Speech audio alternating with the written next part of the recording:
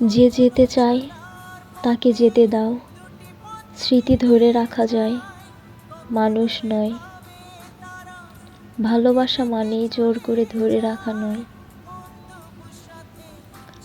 ভালোবাসা মানে কখনো কখনো ছেড়ে দেওয়ার সাহস রাখা। যে থাকলে বোঝা হয় সে চলে যাক, তবেই হৃদয়ের ভার হালকা হয়। মানুষ বদলে যায়, অনুভব ফুরিয়ে যায়, কিন্তু কিছু মুহূর্ত থেকে যায় হৃদয়ে খোদাই হয়ে। সেই স্মৃতিগুলোই থাকুক, কিন্তু মানুষটা থাক না।